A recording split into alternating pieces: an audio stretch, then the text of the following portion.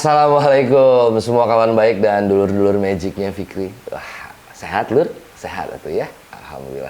Hari ini menarik sekali. Kenapa menarik sekali? Karena gue hari ini bersama seseorang yang kita bahas ininya dulu ya. Profilnya dulu nih. Gue harus contek biar nggak salah. Yang pertama, salah satu pelaku gaya hidup zero waste. Asik kan tuh? Udah menarik tuh dari situ. Diawalinnya dari 2012 sampai hari ini. Terus ekspedisi nol sampah.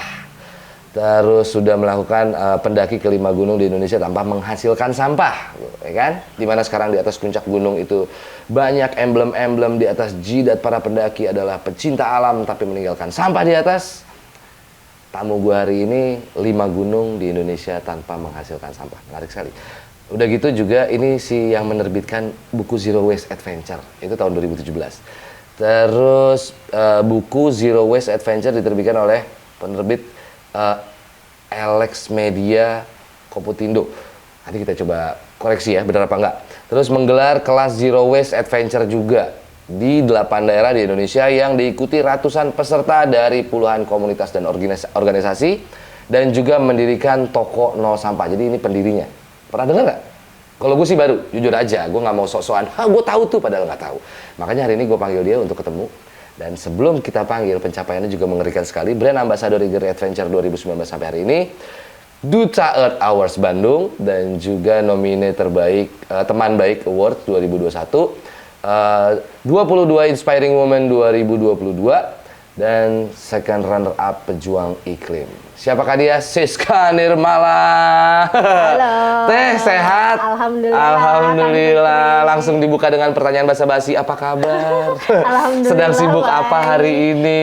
Menyibukkan diri aja nih. Oke, mari kita lewati pertanyaan basa-basi itu ya. Dari setiap podcast dan interview itu kayak syarat wajib nggak sih? Kayak apa kabar? Sibuk apa hari ini? Kita coba hilangkan pertanyaan itu ya. Bosen tahu pertanyaan itu teh di semua obrolan pasti ada. Teh, ini teh lucu tahu, aku tuh datang ke sini. Terima kasih. Maaf ya, aku baru tahu. Nggak apa-apa. Aku baru tahu toko nol sampah, aku baru tahu tentang yang tadi aku sebutin, zero waste dan lain-lain. Karena selama ini aku zero waste gitu ya, karena ilmu dan pengalaman aku juga belum ada. Jadi gimana caranya zero waste ya? Dengan kehidupan dunia yang sudah sangat menua ini ya. Kalau kita membuka di ayat-ayat Al-Quran sepertinya sebentar lagi sudah selesai bumi ini. Tiba-tiba lahir istilah zero waste dan ketemu sama salah satu sosok yang luar biasa. Dan hari ini saya langsung menyaksikan langsung. Ini Teh Naon. Kita bahas ini dulu di belakang aku tuh nih apa sih Teh? Selamat datang Kang Fikri dan teman-teman di Toko Nol Sampah. Ini Toko toko Nol aku. Tokonya kecil Kang, nggak gede dan usianya juga masih kecil, belum 3 lagi tahun lucu-lucunya, nih. Lagi belajar merangkak, belum bisa lari nih, bisa lari. Jadi Toko Nol Sampah nih toko yang aku dirikan dari tahun 2020. Ini menginjak mau tahun ketiga. Sebenarnya toko ini dibikin karena aku pengen punya supporting system aja untuk aku pribadi dan orang-orang di sekitar untuk nerapin zero waste. Itu sih intinya. Jadi toko ini adalah sebuah tempat atau media yang kita bikin sendiri untuk mensupport zero waste-nya. Betul. Mungkin kawan baik udah pernah lihat dong pasti karena kemarin sempat kolaborasi juga sama DMC tentang mangrove ya. Betul. Nah, sekarang kita bahas zero waste-nya. Karena saya tidak tahu dan gue yakin kawan baik juga sama dulur-dulur pasti banyak yang nggak tahu kan lu zero waste apa gitu. Karena banyak sekali terdengar di kuping saya dan saya pun salah satu orang yang pernah mengucapkan mana mungkin zero waste gitu. Gimana caranya kita hidup tanpa sampah? Ke minimarket aja kita pulang bawa sampah gitu. Teh, zero waste tuh sebenarnya kumaha sih? Apa sih zero waste tuh? Ini menarik banget ya. Zero waste tuh sebetulnya dia term atau istilah gaya hidup, menerapkan gaya hidup, meminimalisir sampah. Sampah tuh nggak cuma plastik, jadi ada banyak jenis sampah. Mulut juga. Salah satunya. Meminimalisir sampah mulut. Jadi dia fokusnya di meminimalisir produksi sampah di keseharian.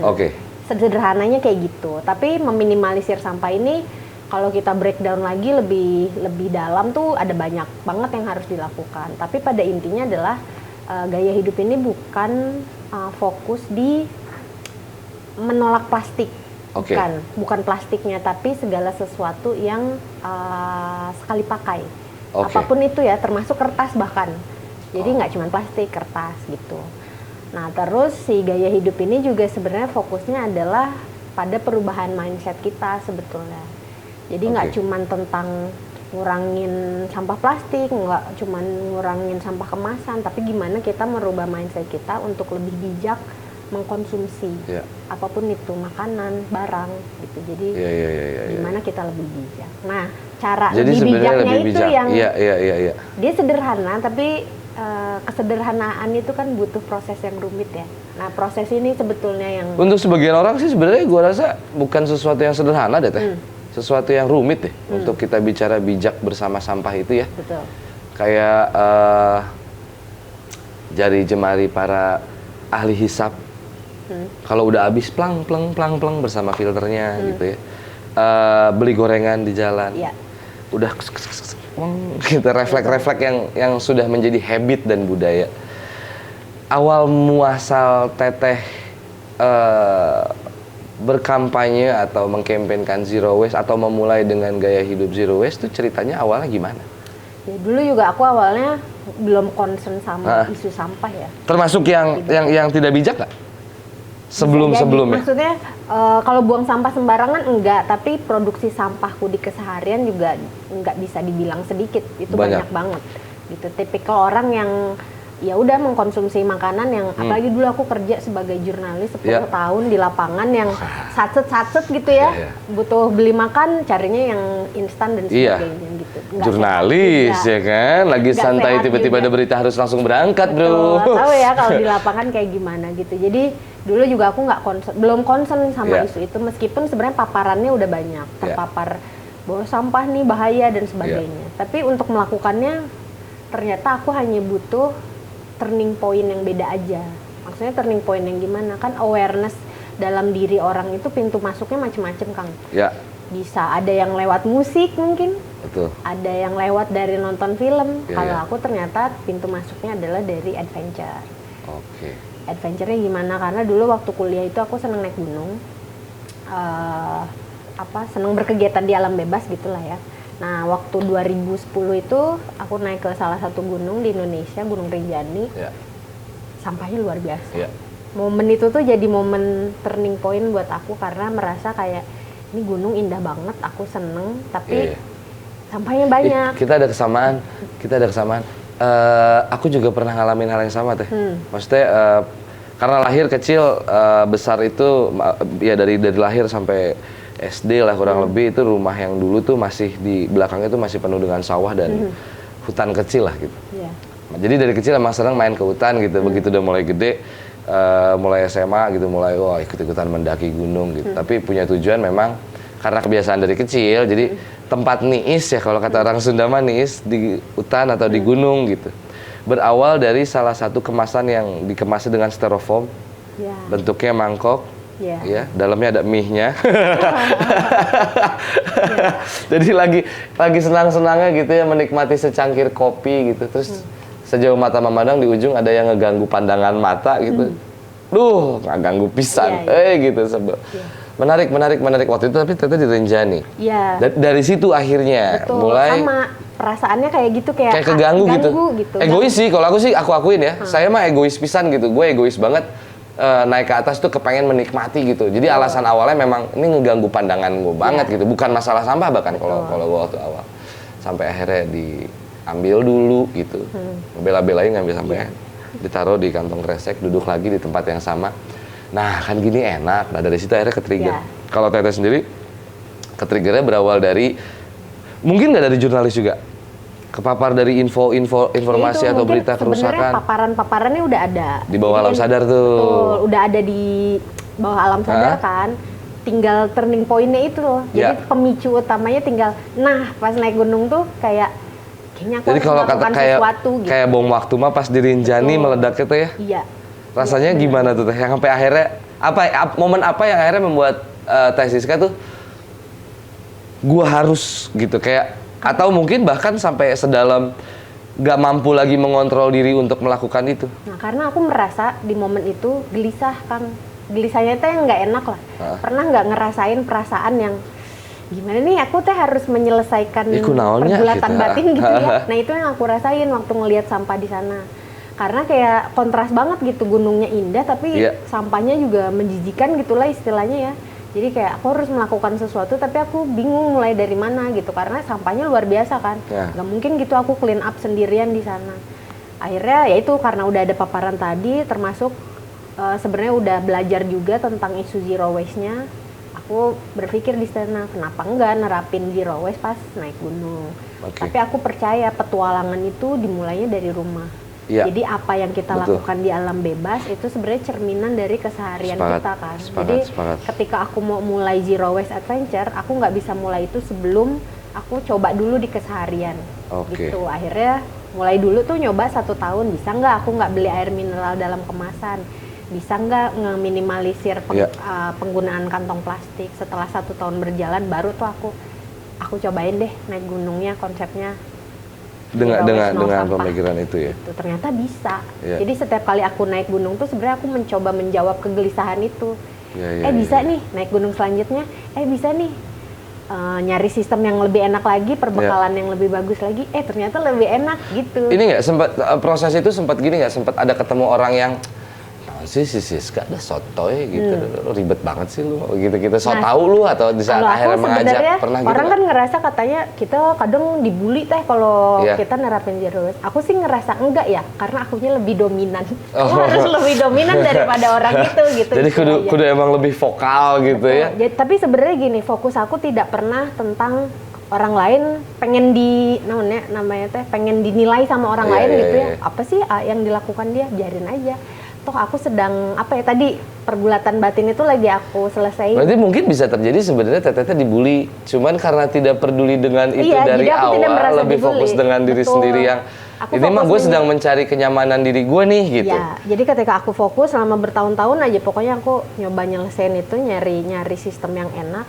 Setelah aku selesai dengan diri sendiri, ketemu dengan orang-orang yang mungkin berpandangan ngapain sih gitu.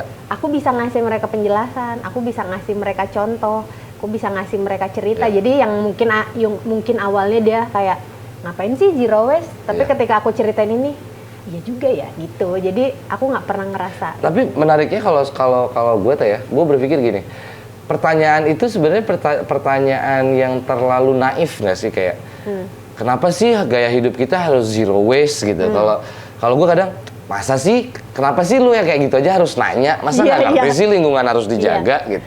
Justru yang menarik buat gue adalah pertanyaannya, kenapa ya orang tidak aware dengan itu? Kayak gue misalnya gitu, gue berawal dari keegoisan gue yang, gue sih kenyamanan gue keganggu aja gitu. Main ke alam itu kan ingin, siapa sih yang punya kalimat, gue yakin kawan baik juga nggak mungkin gitu berstatement, gue pengen ke atas gunung, kepengen ngebersihin sampah. Pasti bukan itu kalimat awalnya. Kalimat awalnya adalah, gue pengen ke atas gunung, gue pengen ke hutan karena gue ingin menikmati alam.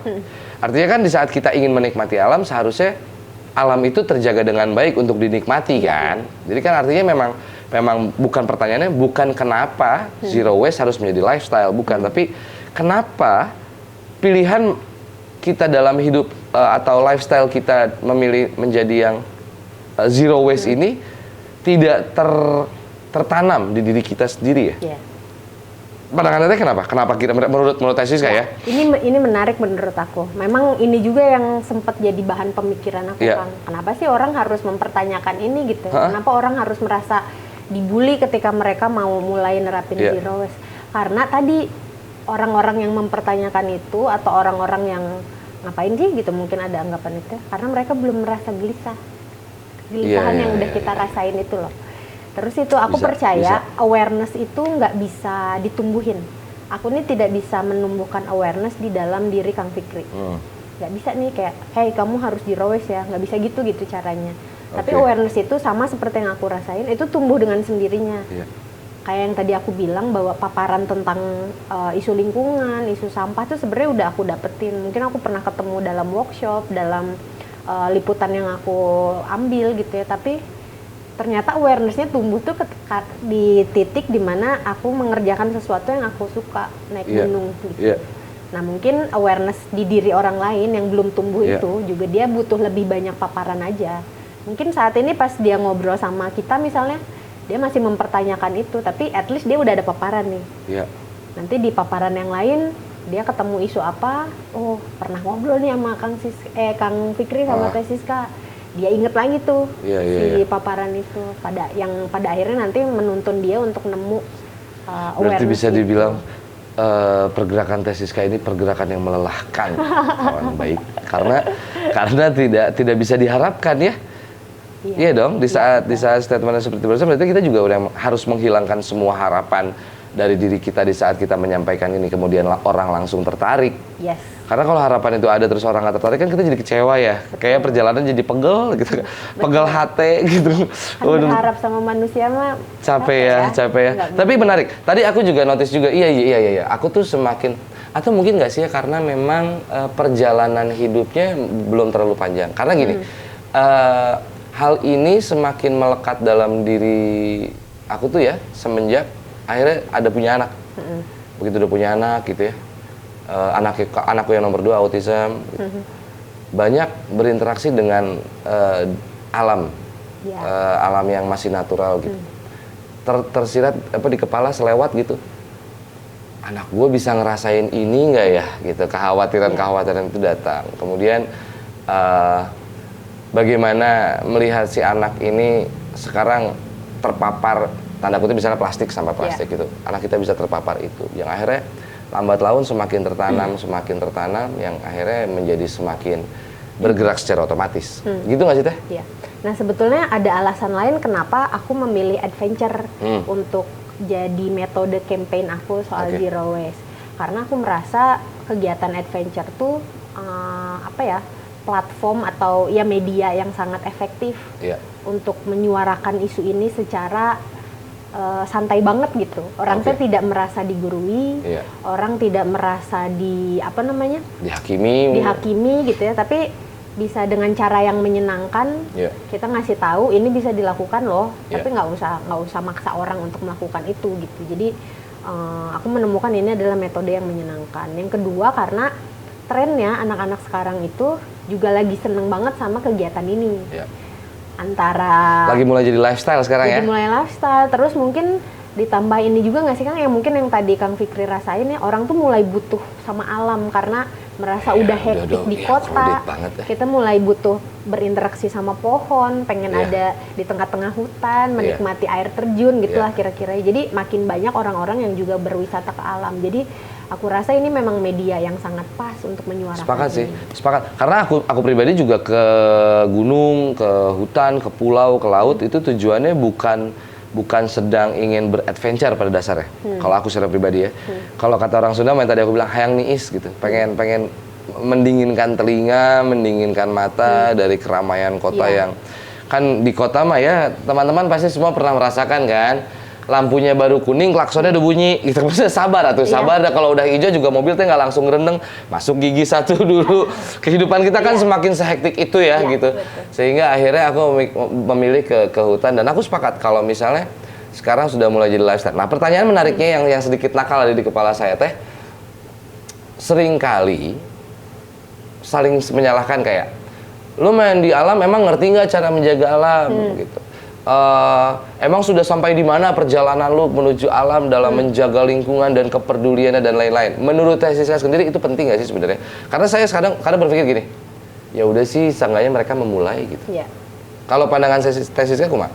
Sebenarnya muatan itu sebenarnya sangat penting Kang. Kenapa? Karena ketika kita berkegiatan di alam bebas kan itu ada etika ya. Etika berkegiatan di alam bebas lah. Sebenarnya etika yang kalau di luar negeri mah apalagi Jepang kan, itu udah Jepang jadi sesuatu yang ditanamkan dalam keseharian kan. Nah masalahnya di kita tuh hal-hal kayak gini tuh ternyata baru kita sadari sekarang kan, kerasa ternyata ini tuh butuh banget ditanamkan dari kecil. Mungkin beberapa generasi itu ada yang terlewat gitu ya, mereka tidak menerima paparan itu di masa kecil dia. Jadi ketika udah dewasa mereka main ke alam tuh kayak nggak punya etika itu yang sebenarnya tuh hal sederhana kan. Tahun ini sih insya Allah aku sama anak-anak mau kembali ke Gunung Padang karena ada satu tanaman yang kami tanam tahun lalu. Wow, mau gitu. Jenguk tanaman ya? Iya, mau ya pengen ya seperti yang tadi Siska bilang gitu. Karena yang gue mampu gue rasa gue awalin dari rumah. Gue sepakat banget tuh gitu. alhamdulillah berarti saya tidak salah kawan baik. Karena kalau di luar rumah mah takut terkesan menggurui ya. Kalau ke anak sendiri kan boleh merintah gitu. Ibaratnya boleh mendidik, gitu. Wajib kan, mendidik. Selain itu ya, kita nggak kurang dapat paparan tentang etika di alam. Yang kedua karena kehidupan kita nih, terutama orang-orang urban ya, kayak kita yang tinggal di kota tuh, kita sangat berjarak gitu sama alam teh. Iya, betul. Jauh gitu. Ya mungkin tinggalnya jauh dari sungai, tinggalnya jauh dari hutan. Jadi ketika pertama kali ke hutan teh, kita tuh melakukan apa yang kita lakukan di rumah gitu loh istilahnya. Ya salah satunya membawa begitu banyak makanan berkemasan gitu ya. Karena biasa kayak gitu. Padahal mungkin orang-orang yang di heboh bawa kompor, bawa apa kan bawa segala sesuatu yang di kota jadi ke hutan gitu. Padahal kan kalau mau kita belajar di sana tuh orang-orang sekitar situ makannya apa, mungkin sayuran yang dari apa. Nah, gimana cara menimbulkan interest itu? Karena saya rasa teh ya, itu juga bukan hal yang mudah nggak sih? Betul. Karena ada habit yang sangat bertolak belakang sekali kan di situ. Dimulai dari mana kira-kira? Dari dua sisinya, dari si penggiat alamnya sama si masyarakat urbannya, sama-sama masyarakat urbannya mencoba, penggiat alamnya mempersiapkan fasilitasnya, atau karena kan lagi nih banyak kontroversi sekarang ya. Satu kemarin waktu yang dulu inget gak sih teh yang Aukarin sempat viral gara-gara ngumpulin sampah di jalanan. Yang datang ternyata malah lebih banyak hujatan daripada pujian, daripada dukungan gitu kan. Oh itu mah pencitraan doang lagi begini segala macam. Terus kontroversi tentang perdebatan tentang glam camp. Glam camp sekarang kan menurut aku sih udah mulai menarik ya. Maksudnya kayak yang datang tuh nggak boleh bawa barang-barang seperti apa karena sudah disediakan alat masaknya apa ya segala macam. Hal-hal seperti itu menurut Teteh tepatnya bagaimana supaya akhirnya kita bisa menuju ke zero waste gitu. Aku udah mulai nangkep nih sekarang. Ternyata zero waste itu bukan secara harfiah maknanya itu adalah nol sampah ya, tapi bijak untuk mengurangi sehingga si sampah ini tidak menghasilkan sebuah perusakan. Karena aku pengen ngobrolin juga tentang dari hulu ke hilir si sampah nih Teh. Ini kan banyak ya apa ya kayak kita bersihin sungai misalnya di sini. Di sini dibersihin, yang di atas nyampah. Di sini dibersihin, yang di bawahnya nyampah. Gitu. Selalu kompleksitasnya ada di situ tuh. Betul. Rumitnya selalu ada di situ. Nah, bicara dari hulu ke hilirnya ini, akhirnya ya dengan pertanyaan yang tadi ya, karena menurut aku ini akan berkesinambungan gitu. Akhirnya sistem yang seperti apa sih Teh yang sederhana tapi tepat. Jadi pertanyaan-pertanyaan tentang ini sampah tuh dari mana ke mana sih? Diolahnya bagaimana sih yang benar gitu? Karena kan dibakar jadi polusi udara.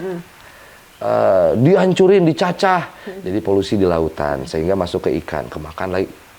Duh, kumanya gitu asa rumit gitu. Betul. Emang kalau ngomongin sampah teh kompleks ya. Kadang saking kepikirannya gitu, ini ada masalah ini di sini, ada masalah ini di sini. Kita bingung mau mulai dari mana.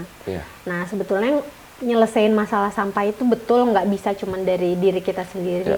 Orang kan kadang ada yang ngapain sih kita capek-capek teriak tentang gaya hidup zero waste, tapi kan produsennya aja cuek-cuek aja, pemerintah kemana nih gitu kan, saling nyalahin. Nah kalau dalam konteks menyelesaikan masalah sampah, betul Kang butuh kerjasama dari semua pihak.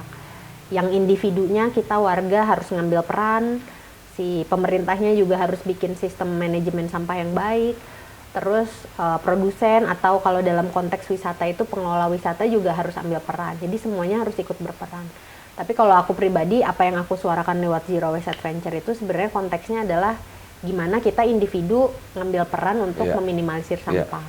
Nah kalau tadi pertanyaan soal untuk wisata gitu ya, kalau wisata gimana nih, kan pada akhirnya juga wisata bagus ya, kita butuh alam, tapi ketika main ke sana itu kita malah merusak di sana karena kedatangan kita dengan sampah dan sebagainya. Nah di sana butuh tadi pengelolaan wisata yang berkelanjutan kalau ngomongin wisata ya. Jadi kalau banyak tempat wisata sekarang itu kan yang penting rame, mereka dapat pemasukan, sampahnya nggak peduli. Nah justru ini yang kita juga lagi sama-sama suara ini.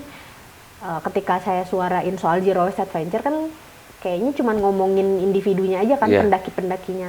Padahal sebenarnya secara nggak langsung itu tuh ngasih paparan atau ngasih isu sama si pengelolanya bahwa ini bisa kok kalian mendorong supaya wisatawan mau peduli sama sampahnya. Nah sekarang contohnya kan beberapa tahun terakhir ini udah mulai nih beberapa pengelola jalur pendakian, mereka udah mulai nerapin sistem yang cukup ketat. Yeah. Salah satunya adalah ngecek isi carrier pendaki itu sampahnya dihitung. Jadi sebelum sebelum naik mereka dihitung bahwa perbekalannya apa aja, nanti pas turun dicek lagi bener nggak dibawa turun sampahnya gitu. Memang pas beberapa tahun sebelumnya itu sistemnya belum ketemu nih yang terjadi malah konflik waktu itu konflik di saat sama kadang nggak dicek juga gitu, kadang los aja karena pernah ada sesuatu tempat yang pengelolanya tegas banget tuh, dibongkar, dikeluarin lagi barang-barangnya, kemasan-kemasan yang benar-benar memang berpotensi menjadi sampah itu diambil-ambilin, jadi dimasukin ke dalam misalnya kayak mie instan gitu. Si mie instannya tuh dari mulai bumbunya dimasukin ke satu pak plastik gitu, terus mie-nya dimasukin dalam satu kantong kresek, tapi sampah-sampah segala macam diambil, jadi konflik, jadi masalah, kok tas orang diacak-acak gitu. Kalau sekarang udah mulai berjalan berarti ya, sudah mulai menjadi isu yang familiar berarti di kalangan, alhamdulillah. Udah banyak, dan ada kayak beberapa gunung terutama Jawa Tengah tuh ya. Dia yang cukup ketat, sampai dihitung tuh bener-bener kamu mana bungkus permen ininya tuh, suruh cari lagi ke atas. Nah, ada salah satu gunung di Jawa Tengah namanya Gunung Kembang. Ini satu-satunya gunung di Indonesia sejauh ini yang udah nerapin konsep Zero Waste Mountain. Konsep Zero Waste Mountain itu yang tadi Kang Fikri jelasin. Jadi sama dia dicek sebelum pendaki itu naik, perbekalannya dipindahin ke wadah yang berkemasan, terutama yang berpotensi kemasan saset. Kenapa itu minta dipindahin di bawah? Karena yang saset ini berpotensi ketinggalan. Kalau dicek nanti mungkin mereka sebenarnya bukan berpotensi ketinggalan sih kawan baik. Kalau saya sih berani ini gue declare gue yang ngomong ya. Sering kali yang terjadi adalah mesek madu, pesek kanatnya dipicen, dibuang gitu ya, disedot madunya udah beres mah pleng, gitu refleks. Karena kita punya habit yang memang sangat buruk sekali kawan baik. Tapi yang menarik tadi ada yang aku notice juga sama Teh Siska adalah berarti teman-teman pecinta alam atau penggiat alam berhenti berpikir bahwa kalian sedang memberikan sajian yang segmented. Karena apa yang kalian lakukan tidak segmented efeknya. Kan kalau kita bikin konten di YouTube, wah segmennya ini penontonnya gitu. Itu kita hilangkan kawan baik. Supaya apa? Supaya ini bisa menjadi masif gitu. Karena dari efeknya itu sendiri pun kebutuhannya kepada masyarakat banyak. Gitu Teh ya? Betul. Dan setengah obrolan ini berat sekali ngobrol sama Teh Siska ini. Anyway Teh, karena tadi obrolan udah berat, sekarang kita agak turun lagi sedikit. Kita mulai kepada individu-individu lah ya. Karena kalau teman-teman urban ini mungkin kawan baik yang ada di circle-nya urban, tidak semuanya suka naik ke atas gunung, entah fisiknya atau entah hobinya yang tidak menunjang dan mendukung mereka ke atas sana. Kita sekarang mengerucut lagi ke diri kita sendiri. Teh, apa ya? Cara, nih aku mau balik ke toko.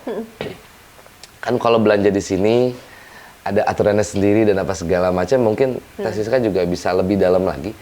Awal untuk kita melakukan zero waste dalam kehidupan kita sehari-hari. Dari mana kita mulainya nih?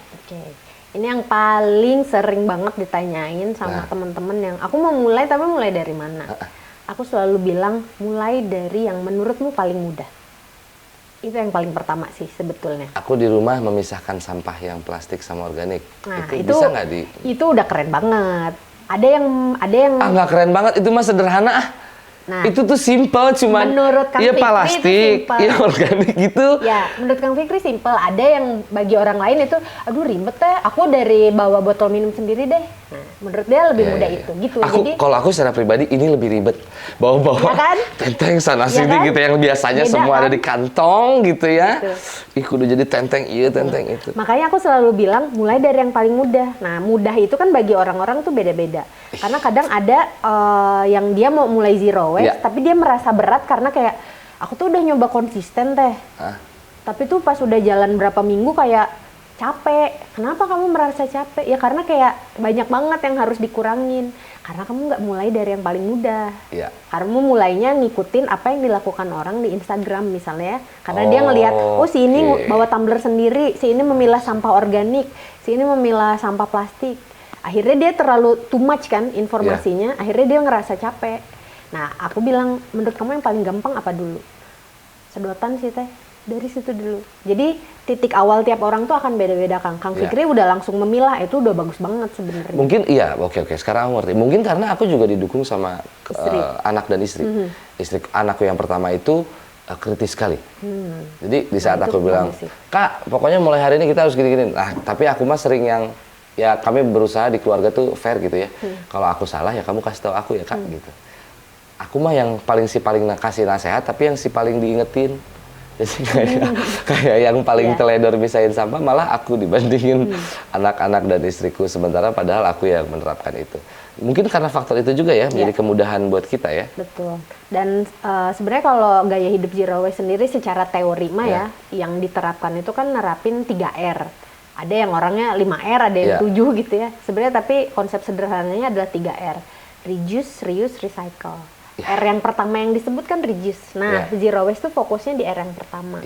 Tapi kan nggak semua orang, ya tadi ya, aduh asa berat gitu ya. Ya itu mulai dulu dari yang paling mudah. Nah, kalau dalam istilah bahasa Indonesianya gitu kan, kalau bahasa Inggris mah reduce, reuse, recycle. Kalau di bahasa Indonesia ini sebenarnya cegah, pilah, olah. Cegah dulu apa yang bisa kita kurangin, tumbler, kurangin sedotan. Kurangin kantong plastik. Kalau udah cegah, misalnya masih menghasilkan plastik, aku udah belanja ke minimarket pakai kantong kain teh, tapi kan belanjaannya ada plastiknya, pilah.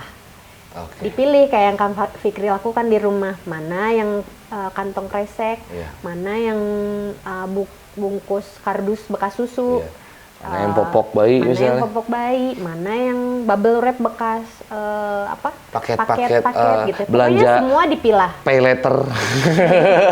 Semua pilah, mana kertas gitu kan, dipilah. Setelah dipilah diapain? Kalau udah dipisahin teh kan, kalau dibuang juga tetap disatuin di TPS.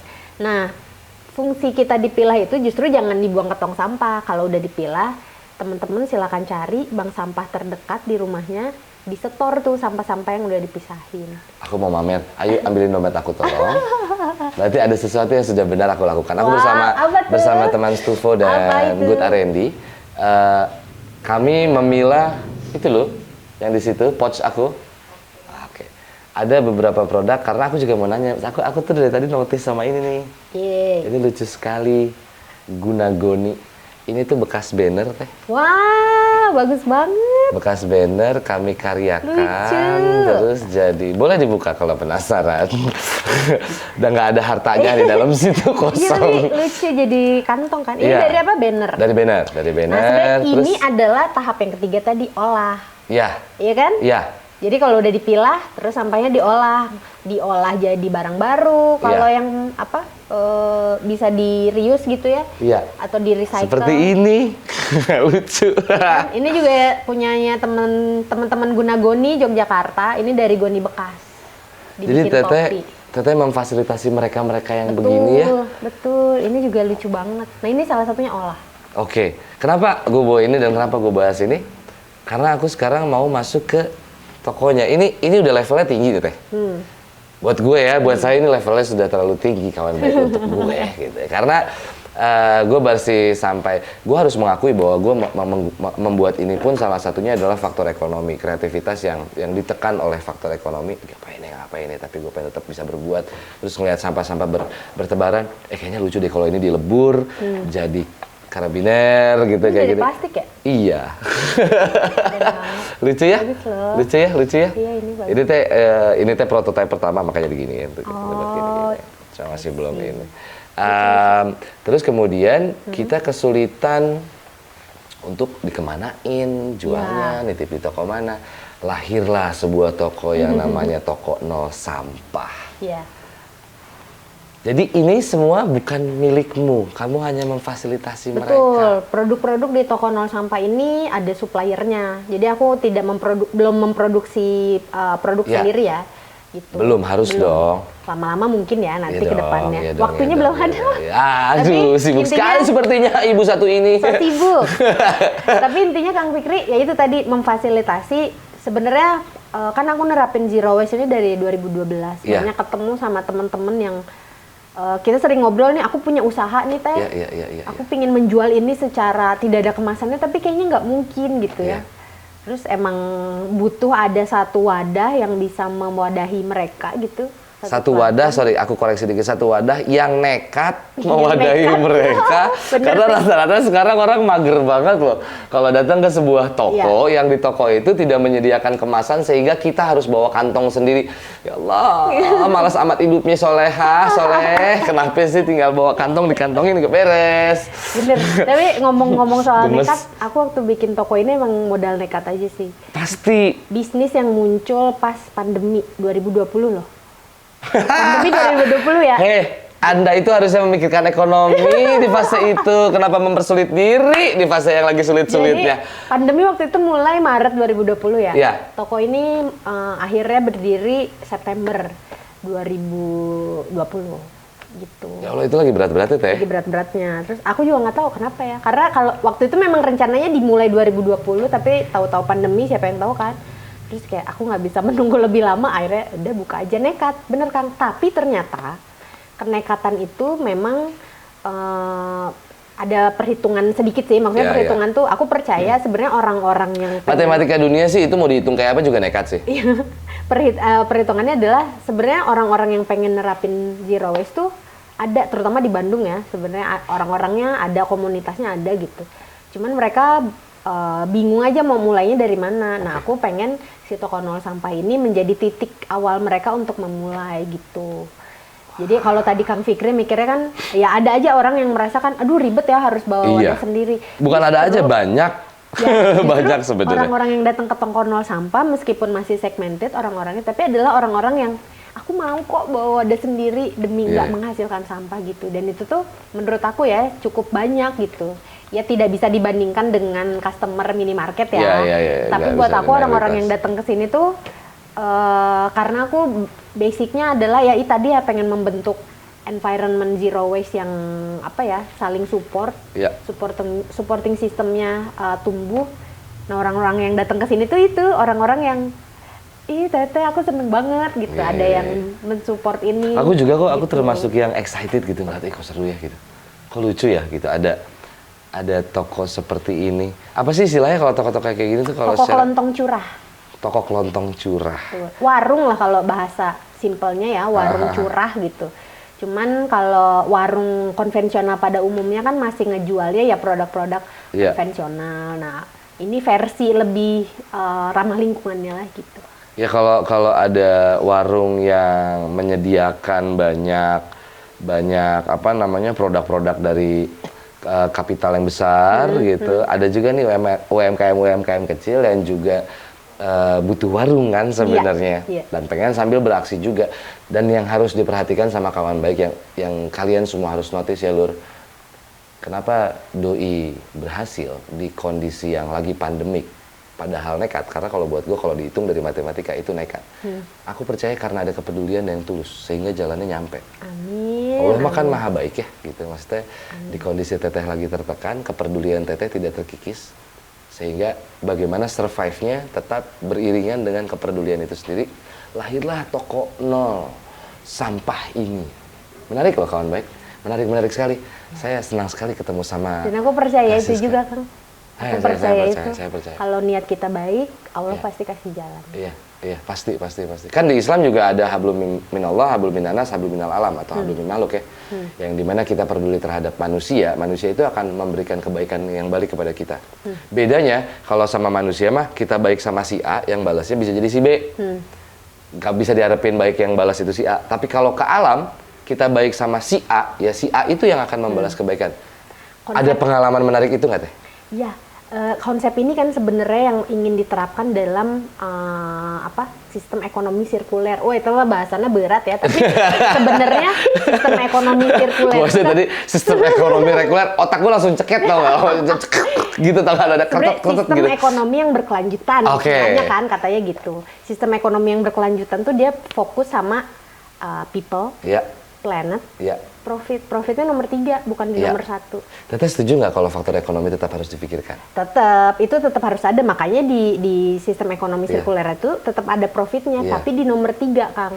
Nomor pertamanya apa? Tetap people sama planet. Yang harus ya karena nomor 3 ada, yang 2 nggak ada, mah mau ngapain, iya, nggak makanya kepake. profit tetap harus ada karena bagaimanapun tokonya harus tetap survive kan, gitu. Tapi ya itu ketika kita mengutamakan dulu kelestarian lingkungan diutamain gitu ya, profitnya akan ngikutin. Nih, buat kawan-kawan baik yang terlalu idealis, saya mah nggak peduli ekonomi, asam lambung naik, neken jantung sama paru-paru itu Anda kecot, itu pasti. Ya, saya kasih tahu, idealisme Anda dan ideologi Anda akan Anda hianati. Anda mungkin mampu menahan lambung Anda, tapi kalau Anda melihat anak Anda yang lambungnya repot, ya, Anda harus pahami itu. Jadi artinya memang itu semua adalah sebuah sistem yang harus secara mata rantainya terhubung, ya, ya, sepakat ya, gitu kawan baik. Jadi ya gitulah ya. Jadi kalau kalian pengen lebih dalam lagi, datang ke Bandung ke toko nol sampah, langsung aja Teh Siska orangnya asik, diajak diskusi juga menarik. Boleh kan datang ke sini untuk aku kesini bukan mau belanja, pengen ngobrol, boleh? Jangan salah Kang, aku di sini bukan capek jualan, capek ngobrol. Berarti kalian kalau kesini belanja, jangan ngobrol doang, lu mah. Terus dibolehin ngobrol, jadi ngobrol doang. Gimana sih pada-pada? Aku mau nanya gini, sedikit aja ini mah. Sebelum aku minta closing statement dari Teteh, seperti biasa lah yang udah-udah. Karena setiap orang memiliki energi sendiri untuk memberikan ajakan. Tapi sebelum itu aku mau nanya, masih banyak loh Teh, orang-orang yang tidak melakukan itu karena merasa dicibir atau yang tadi aku balik ke awal, dibully dan lain-lain.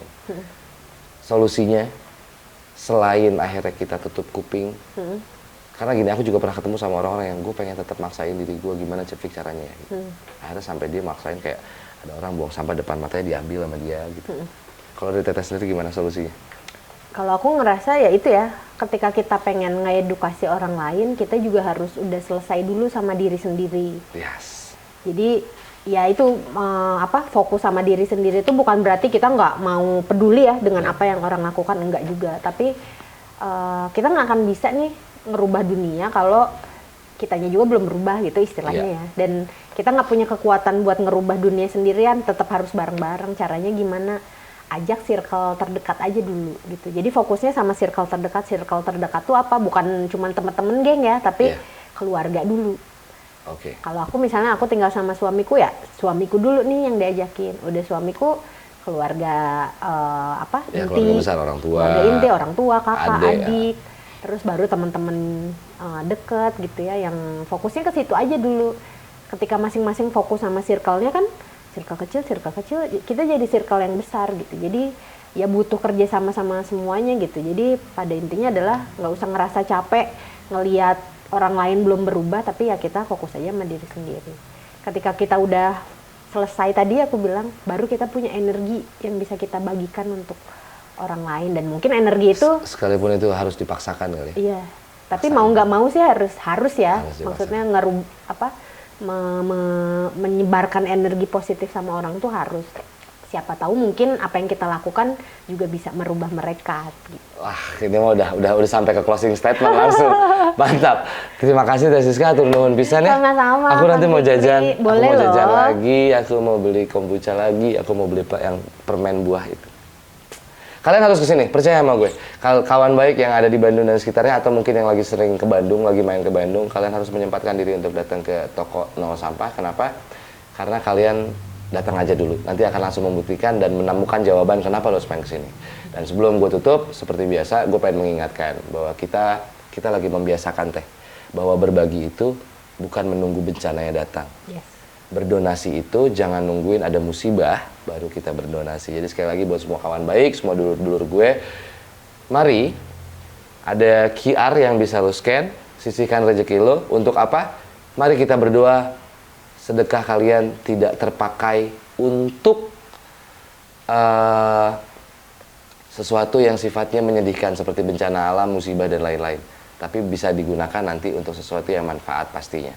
Dan mari kita mulai dari hari ini. Berbagi itu tidak butuh alasan, karena berbagi itu adalah sebuah kewajiban. Episode kali ini sekaligus penutup season 1 Teh. Wow. Jadi ini juga akan menjadi akhir dari pertemuan saya bersama kawan baik dan dulur-dulur yang nonton, karena akan ada jeda season di mana saya tidak akan nampil dulu. gitu. Terus kemana dulu nih? Aku menghilang dulu, digantikan oleh salah satu host yang lain dulu di season kedua. Nanti mungkin kita akan ketemu lagi di season ketiga. Terima kasih buat semua kawan baik, semua dulur-dulurku yang sudah ngikutin dari episode 1 sampai episode hari ini. Sorry kalau ada salah-salah dari gue. Gue hanya manusia, terkadang gue sengaja lakukan supaya seru. Dan semua hal yang baik, kami hanya perantara. Sepakat nggak Teh? Sepakat. Kami hanya perantara sang pencipta, apa yang sudah tercipta. Dan salah satu hal yang harus kita lakukan adalah menghargai apa yang Tuhan ciptakan, itu dengan cara peduli dan menjaga. Jadi sekali lagi gue pengen ingetin, berdonasi nggak butuh bencana, berdonasi nggak butuh nunggu musibahnya, berdonasi hanya butuh kesadaran bahwa kita manusia harus saling berbagi, bahwa kita manusia punya kewajiban untuk berbagi. Sekali lagi gue minta maaf kalau ada salah-salah kata. Next season akan ada seorang wanita cantik yang hebat, yang luar biasa, menggantikan posisi gue di kursi ini, yang akan juga bertemu dengan orang-orang yang luar biasa. Siapa? Gue rahasiain dulu. Nanti kita akan ketemu sama dia, kita akan berbagi bersama dia. Gue Fikri Rasta, hatur nuhun. Minal aidin wal faizin, mohon maaf lahir batin.